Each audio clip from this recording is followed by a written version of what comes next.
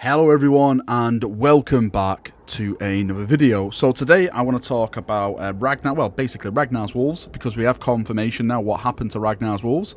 I also want to talk about Yarrick and the Black Templars, because there's been a lot of discussion about what happens with their story now, since they were the original ones who were chasing down, hunting Ghazghkull. They were a part of the Ghazghkull saga, let's say, and now it's kind of seems the Space Wolves have stepped in and taken over with Ragnar. I'm not saying that's a bad thing or anything like that. I'm just saying what happens with Yarrick and his crusade to bring vengeance upon the orcs. So let's jump in and let's get talking. So let's start with Ragnars Wolves first, because this was always a talking point. When I got the rules of Ragnar a couple of weeks ago, people were asking me, hey Varrock, what are the rules of the wolves? And I was saying that the wolves are not on there. And they were like, what do you mean the wolves not on there? The wolves have always been with Ragnar. But now we have confirmation of what has happened to the wolves. So this is Svangeir and Ulfgeir, hopefully I'm pronouncing that right. So the little blurb of text, I'm going to read it to you now. It's in the background if you want to read along. It says, not long after being elected as the Jarl of his great company, Ragnar encountered a pair of young Fenrisian wolves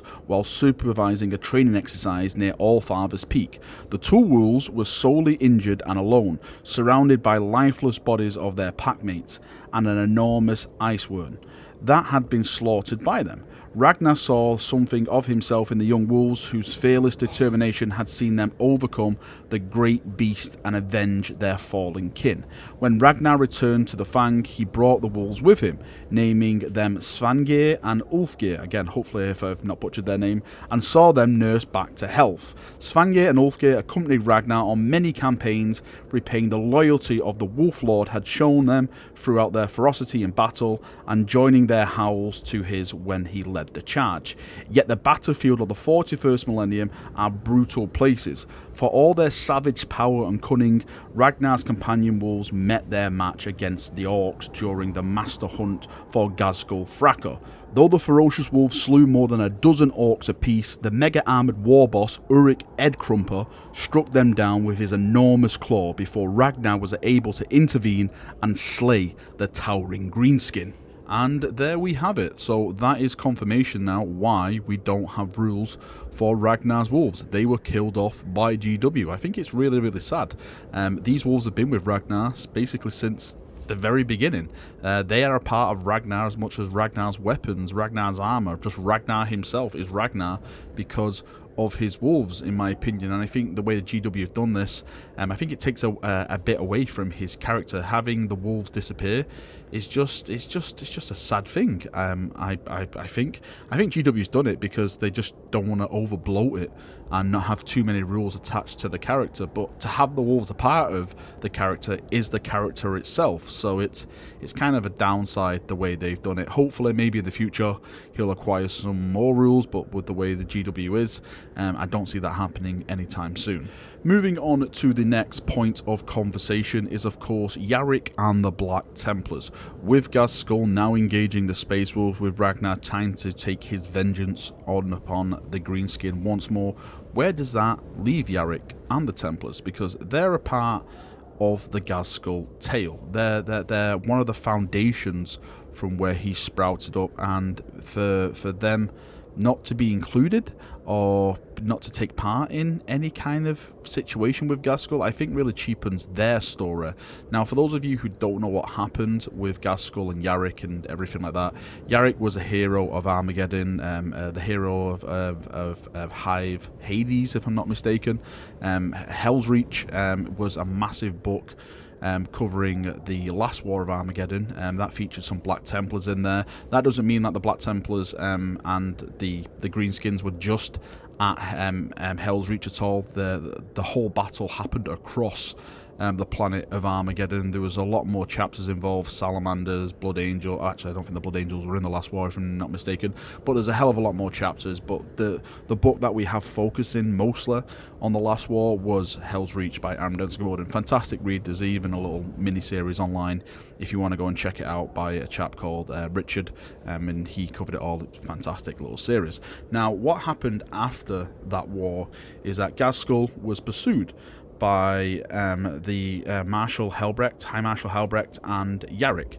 Now, he was pursued to a region of space, and he managed to escape him with some of his orc magic, let's just call it. He managed to teleport away, and I think, if I remember correctly, that Yarrick and High Marshal Helbrecht were caught up in like a kind of a Tyranid attack, but I think they got out of it, and they were once again on the hunt for Ghazghkull. Now, the question is, what happens to those characters now? It was basically their story to go after Ghazghkull, to find him, to try and face him, and ultimately to slay him.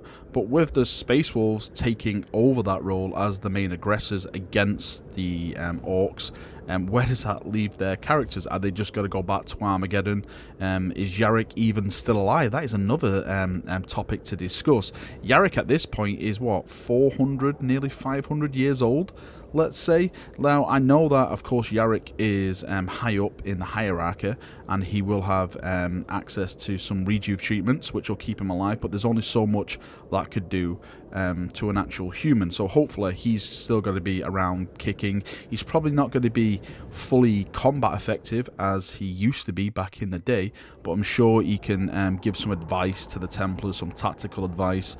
Not only to the Templars, to the actual commanders himself, because I'm sure he has some Imperial Guard with him, and their commanders and stuff. And the Space Marines are known; they basically know Yarrick, so they actually respect him and his words. They actually listen to him. That was definitely pointed out in the Hell's Reach book. Like, when he spoke, the actual Space Marines listened to this chap because all of his years of experience fighting the orcs.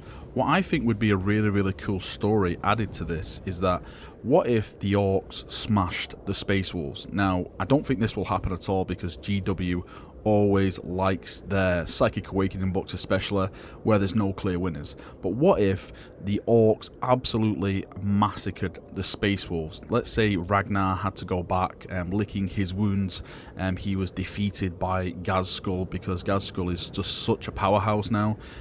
He's more or less unstoppable. It's not like before where he managed to chop his head off. He's basically ascended to something else. I'm not saying that the Space Wolves deserve this. I love the Space Wolves, but we really have to have something that shows the orcs are this true mighty power in the galaxy. There's this thing called the Great War now, and is it really that great if a company of Space Wolves can actually stop it? Again, I have nothing against Space Wolves. It's just we need the Imperium to lose, and we need it to lose badly against this certain foe. So what I propose is that the Space Wolves lose against the orcs, and then the orcs turn their gaze back on Armageddon. For those of you who don't know, Armageddon is indeed Ullanor. Ullanor is basically the terror for the orcs. I think that's why the orcs are so attracted to that planet. Something is driving them home to get back to that planet, to retake it and restart their orc empire that they had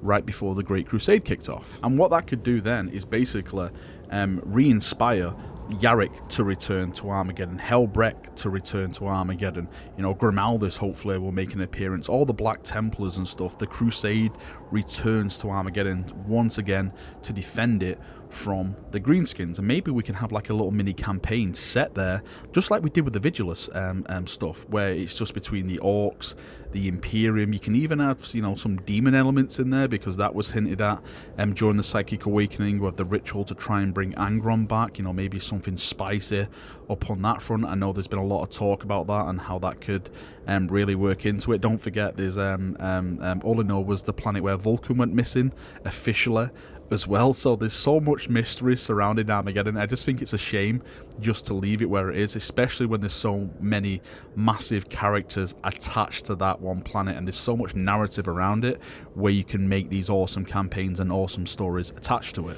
Alright, Chaperonios, that is me done for another video. Thank you for coming, thank you for watching. As always, I would love to get your thoughts, feedback on this. What do you think about Ragnar's pets dying? Are you sad? Are you upset? Or do you think they basically needed to be smited to make room for the more improved Ragnar and his stats? What do you think about Yarrick and High Marshal Helbrecht and their basically MIA status at the moment? Do you think they'll eventually turn back up in the story? We know that GW hasn't really been that friendly with the Templars so far. Yes, they've had rules in the Faith and Fury, but officially they haven't really had any official new models. Yes, you can argue that they are a second founding chapter, but me as an Imperial Fist fan, I definitely know that there's more Black Templar fans out there than there is Imperial Fist fans, and I have no problem with that, because the Black Templars definitely have more flavour, character, personality when it comes to their chapter. So, you know, if it was me, I'd definitely give up like a Torgaridon model Primaris and have like an Emperor's Champion, Helbrecht, or even Grimaldis Primaris model any day of the week. I'd definitely just send it on in. Sorry, I'm ranting again right at the end. Thanks for coming, thanks for watching. Thoughts, feedback down below. I'll have a nice little talk about it, as always, down there. See you now, and bye-bye.